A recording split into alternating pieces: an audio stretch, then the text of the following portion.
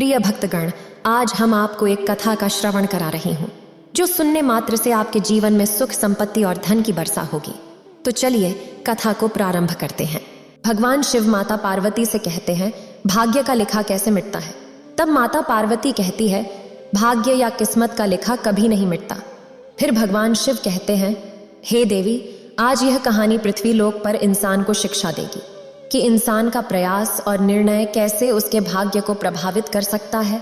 तो चलिए इस प्रेरणादायक यात्रा में इंसान अपने भाग्य और किस्मत के रहस्य को समझे। अगर आप यह कहानी सुन रहे हैं तो पूरा सुनिए। इस कथा को आधा अधूरा छोड़कर जाने की गलती मत करिएगा, क्योंकि इस पवित्र कथा को पूरा सुनने से मन चाहा फल की प्राप्ति होगी। इसलिए इस कथा को पूरा सुने। आप शिव भक्त हैं तो भोलेनाथ का अनादर ना करें। तो चलिए कहानी प्रारंभ करते हैं। एक गांव में एक बहुत ही ज्ञानी पंडित रहता था। एक दिन वह अपने बचपन के मित्र से मिलने के लिए दूसरे गांव में जा रहा था। उसका वह मित्र बचपन से ही अंधा और एक पैर से वंचित था। उस पंडित के गांव से उसके मित्र का घर काफी दूर था। वहां जाने के लिए बीच बीच में कई सारे छोटे छोटे गांव आते थे। पंडित रास्ते में अपनी धुन में चल रहा था। चलते चलते उसकी मुलाकात एक व्यक्ति से होती है जो कि पंडित के साथ चलने लगता है। उस आदमी को देखकर पंडित बहुत खुश हो जाता है। उसने सोचा, चलो अच्छा हुआ कि हम साथ साथ चल रहे हैं, सफर आसानी से कट जाएगा। फिर बात की शुरुआत करने के लिए पंडित ने उस व्यक्ति से उसका नाम पूछा तो उसने अपना नाम यमदूत बताया। पंडित को यह नाम कुछ अजीब सा लगा, लेकिन उसने नाम के विषय में कुछ और पूछना उचित नहीं समझा। दोनों धीरे धीरे साथ में चल रहे थे। तभी रास्ते में एक गांव आता है। गांव का प्रवेश द्वार आते ही यमदूत ने पंडित से कहता है, तुम आगे चलो, मुझे इस गांव में काम है, मैं तुमसे आगे मिलता हूँ। पंडित ने कहा, ठीक है, और वह आगे रास्ते में चल देता है। कुछ देर बाद उस गांव में खबर फैली कि एक व्यक्ति को सांड ने अपनी सींग में फंसाकर मार दिया है। जैसे ही सांड ने उस व्यक्ति को मारा, ठीक कुछ ही देर में यमदूत पंडित के पास आ गया।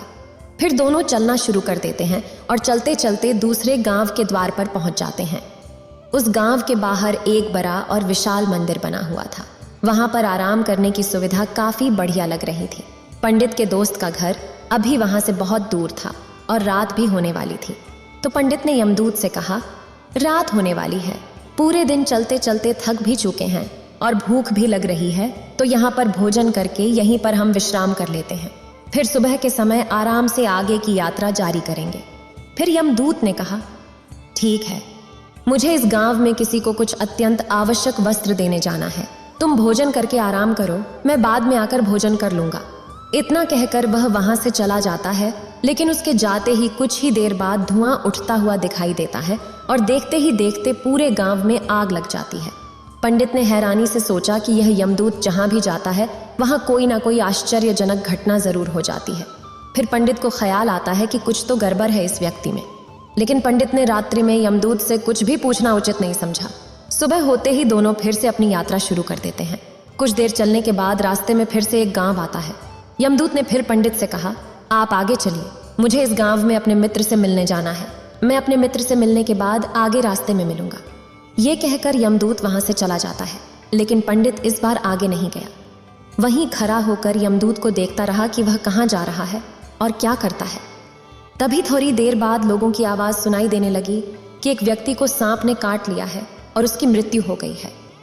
ठीक उसी समय यमदूत फिर पंडित के पास पहुंच जाता है, लेकिन इस बार पंडित ने रुका नहीं और उसने धर्मराज से पूछ ही लिया कि तुम जिस भी गांव में जाते हो वहां कोई ना कोई अनहोनी जरूर हो जाती है।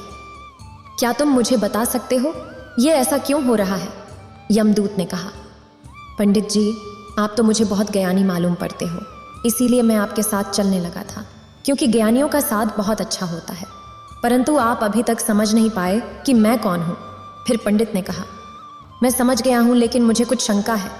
अगर आप ही अपना उपयुक्त परिचय दे दें तो मेरे लिए आसानी होगी।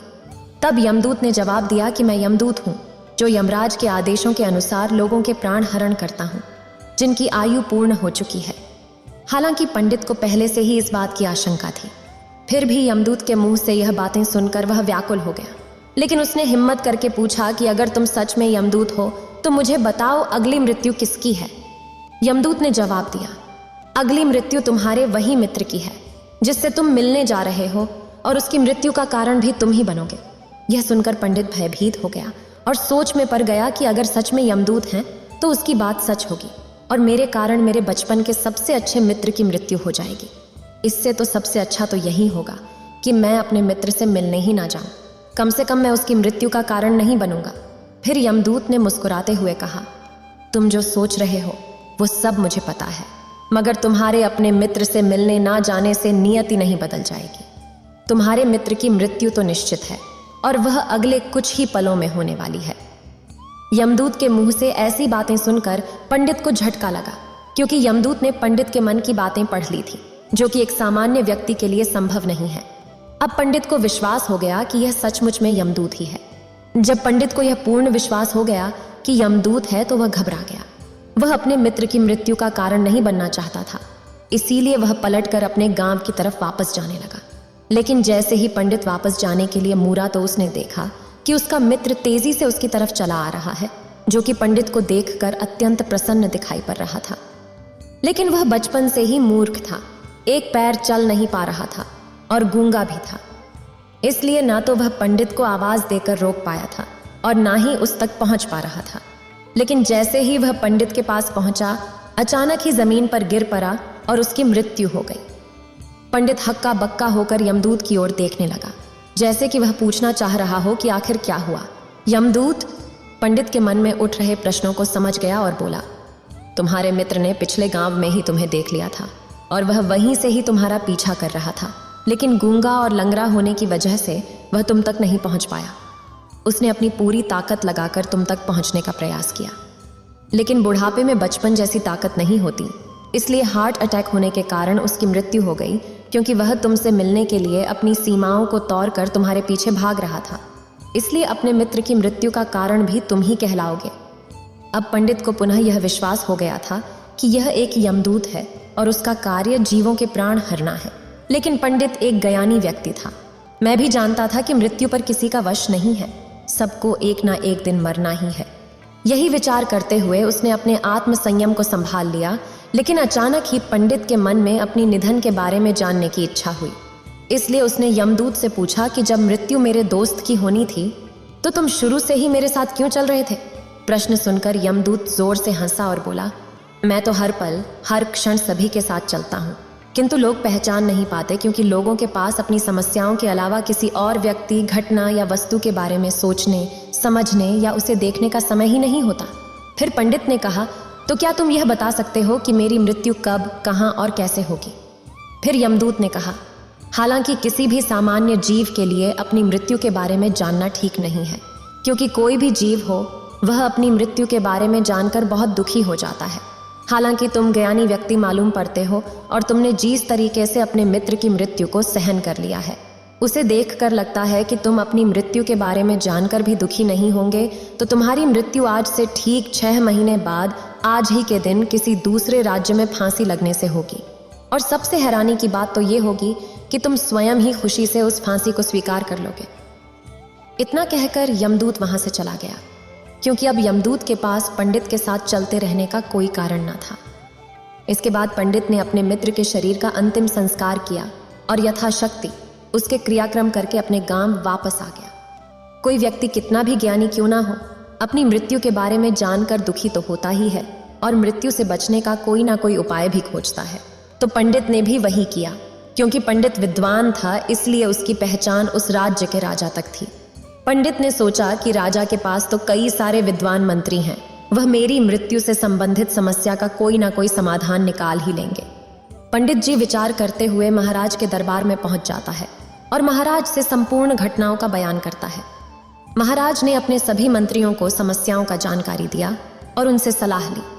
अंत में सभी ने आलोचना की और विचार किया। पंडित का तर्क सही होता है तो उसकी मृत्यु भी 6 माह बाद ही होगी, लेकिन मृत्यु तभी होगी जब वह किसी अन्य राज्य में जाएगा। यदि वह किसी अन्य राज्य में नहीं जाता है तो मृत्यु कभी नहीं होगी। मंत्रियों की यह सलाह महाराज को भी सही लगी। इसके बाद पंडित के रहने का पूरा आयोजन महल में ही किया गया और महाराज के आदेश के बिना किसी को पंडित से मिलने की अनुमति नहीं थी। लेकिन पंडित कहीं भी आ जा सकता था ताकि उसे ऐसा न लगे कि वह महाराज की कैद में है, परंतु पंडित डर के मारे स्वयं ही कहीं नहीं आता जाता था। धीरे धीरे महीने बीत गए और पंडित की मृत्यु का समय निकट आने लगा और अंततः वह दिन आ गया जिस दिन पंडित की मृत्यु होनी थी। वह दिन अगले दिन पंडित की मृत्यु होनी थी। एक रात पहले पंडित डर के मारे जल्दी ही सो गया ताकि जल्दी से वह रात बीत जाए और अगला दिन आ जाए ताकि मृत्यु टल सके। लेकिन पंडित को नींद में चलने की बीमारी थी और अपनी इस बीमारी के बारे में वह स्वयं भी नहीं जानता था, तो फिर राजा, मंत्री या किसी वैद्य को इसके बारे में बताने का कोई प्रश्न ही नहीं उठता। पंडित अपनी मृत्यु को लेकर बहुत चिंतित था। वह पिछले कई दिनों से ठीक से सो भी नहीं पा रहा था और नींद में चलने की बीमारी भी होती है जब व्यक्ति ठीक से सो नहीं पा रहा हो। तो उस रात भी पंडित को नींद में चलने का दौरा पड़ा। वह उठा और महल से निकलकर अस्तबल में गया। क्योंकि पंडित राजा का खास मेहमान था, इसलिए किसी भी पहरेदार ने उसे नहीं रोका और ना ही किसी तरह की कोई पूछताछ की। अस्तबल में पहुंचकर वह सबसे तेज चलने वाले घोड़े की पीठ पर सवार होकर नींद में ही अपने राज्य की सीमा से बाहर दूसरे पड़ोसी राज्य में चला गया। इतना ही नहीं, वह दूसरे राज्य के राजा के महल में पहुंच गया। उस महल के पहरेदारों ने भी उसे नहीं रोका और ना ही कोई पूछताछ की। सभी लोग रात्रि का अंतिम प्रहर होने के कारण गहरी नींद में थे। वह पंडित सीधे राजा के सैन्य कक्ष में पहुंचा जहां राजा और रानी सो रहे थे। वह ब्रह्मज्ञानी पंडित वहीं जाकर सो गया। प्रातः होते ही राजा ने ब्रह्मज्ञानी पंडित को रानी के पास सोते हुए देखा तो राजा को बहुत गुस्सा आया। राजा ने ब्रह्मज्ञानी पंडित को बंदी बनाने का आदेश दिया। ब्रह्मज्ञानी पंडित गिरफ्तार हो गया, परंतु वह उलझा हुआ था। उसे समझ में नहीं आ रहा था कि उसने कैसे दूसरे राज्य और राजा के सैन्य में कैसे प्रवेश किया, परंतु वहां कोई ऐसा नहीं था जो उसकी बात सुनता। राजा ने ब्रह्मज्ञानी पंडित को दरबार में लाने का आदेश दिया। थोड़ी देर बाद उसे दरबार में लाया गया। ब्रह्मज्ञानी पंडित को देखते ही राजा इतना गुस्सा हुआ कि उसने उसे फांसी पर चढ़ाने का आदेश दिया। फांसी की सजा सुनकर ब्रह्मज्ञानी पंडित कांप गया, परंतु फिर भी थोड़ी सी हिम्मत जुटाकर उसने राजा से कहा, महाराज, मुझे मालूम नहीं कि मैं राजमहल तक कैसे पहुंचा। मैं यह भी नहीं जानता हूं कि आपके सैन्य कमरे में मैं कैसे पहुंचा और किसी ने मुझे रोका क्यों नहीं, परंतु मैं यह जानता हूं कि आज मेरी मृत्यु होने वाली है। राजा को यह बात थोड़ी अजीब लगी। उसने पंडित से पूछा, तुम्हें कैसे पता कि आज तुम्हारी मृत्यु होनी है? राजा के इस प्रश्न के जवाब में पंडित ने पिछले 6 महीने का सारा कहानी राजा को सुना दिया और बोला, महाराज, मेरा क्या किसी भी सामान्य व्यक्ति में इतना साहस नहीं कि वह राजा के सैन्य कक्ष में राजा की उपस्थिति में रानी के साथ सो जाए। राजा को पंडित की बात में थोड़ा तर्क दिखाई पड़ा, परंतु उसने सोचा कि यह मृत्यु से बचने के लिए यमदूत और उसके द्वारा अपने मृत्यु की भविष्यवाणी की कहानी बना रहा है। इसलिए राजा ने पंडित से कहा, यदि तुम्हारी बात सत्य है और आज यह तुम्हारी मृत्यु का दिन है, जैसा कि यमदूत ने तुमसे कहा था, तो आज तुम्हारी मृत्यु का कारण मैं नहीं बनूंगा। लेकिन यदि तुम्हारी बात झूठी निकली तो निश्चित ही आज तुम्हारी मृत्यु का दिन होगा, क्योंकि जिस राज्य से पंडित आया था उस राज्य का राजा इस राजा का मित्र था। इसलिए इस राजा ने तुरंत अपने कुछ सैनिकों को पड़ोसी राजा के पास भेजकर पंडित के बारे में प्रमाण मांगा। भेजे गए सैनिक शाम तक लौटे और उन्होंने राजा को बताया कि महाराज पंडित जो कुछ भी कह रहा है वह सब सत्य है। पड़ोसी राज्य के राजा ने पिछले 6 महीने से पंडित के रहने की सारी व्यवस्था अपने ही महल में कर रखी थी। पंडित राजा का खास मेहमान था। कल शाम राजा आखिरी बार पंडित से उसके कक्ष में मिले थे और उसके बाद यह इस राज्य में कैसे पहुंच गया, इसकी जानकारी किसी को भी नहीं है। इसलिए उस प्रदेश के महाराज के अनुसार विद्वान पंडित को फांसी की सजा देना उचित नहीं है। लेकिन राजा के सामने एक नई समस्या थी, क्योंकि उसने बिना पूरी बात जाने ही विद्वान पंडित को फांसी की सजा सुना दी थी। इसलिए यदि विद्वान पंडित को फांसी नहीं दी जाती तो राजा के वचन का अपमान हो जाएगा। लेकिन यदि राजा की बात का मान रखा जाए तो निर्दोष पंडित की मौत हो जाएगी। राजा ने अपने सभी मंत्रियों से इस बारे में सुझाव मांगा तो मंत्रियों ने राजा को सुझाव दिया कि महाराज विद्वान पंडित को एक कच्चे सूत के डोर से फांसी लगवा दी जाए। इससे आपके कथन का भी मान रह जाएगा और कच्चे सूत के डोर से विद्वान पंडित को फांसी भी नहीं लगेंगी और उसके प्राण भी बच जाएंगे। राजा को मंत्रियों का यह सुझाव पसंद आया और उसने ऐसा ही करने का आदेश दे दिया। विद्वान पंडित के लिए कच्चे सूत के डोर से फांसी का फंदा बनाया गया और नियम के अनुसार विद्वान पंडित को फांसी पर चढ़ाया जाने लगा। सभी लोग बहुत खुश थे कि ना तो पंडित मरेगा और ना ही राजा का वचन खाली जाएगा। पंडित को भी पूर्ण विश्वास था, यह सूत के धागे से तो उसकी मृत्यु हो ही नहीं सकती, इसलिए उसी पर चढ़ने के लिए तैयार हो गया। जैसा कि यमदूत ने भविष्यवाणी की थी कि तुम खुद ही अपनी फांसी को स्वीकार करोगे। लेकिन जैसे ही पंडित को फांसी दी गई, सूत का धागा तो टूट गया, लेकिन टूटने से पहले उसने अपना काम कर दिया था। पंडित के गले की एक नस धागे के झटके से कट चुकी थी और पंडित जमीन पर परा तड़प रहा था। उसी पल उसके गले से खून की फुहार निकल रही थी और देखते ही देखते पंडित का शरीर पूरी तरह से शांत हो गया। सभी लोग आश्चर्यचकित थे और पंडित को मरता हुआ देख रहे थे। किसी को विश्वास नहीं हो रहा था कि कच्चे सूत के धागे से भी किसी इंसान की मृत्यु हो सकती है। लेकिन घटना तो घट चुकी थी। नियति ने अपना काम कर दिया था और यमदूत की भविष्यवाणी सच हो चुकी थी। फिर भगवान शिव कहते हैं, जो होना होता है वह होकर ही रहता है।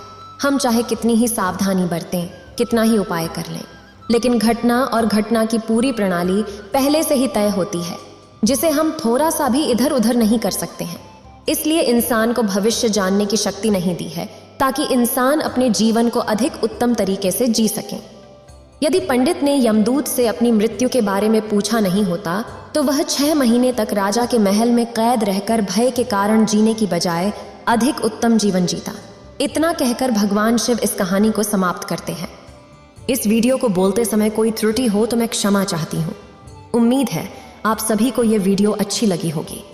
अगर आप शिव के सच्चे भक्त हैं तो चैनल को सब्सक्राइब और वीडियो को लाइक करके कमेंट में हर हर महादेव लिख दीजिए।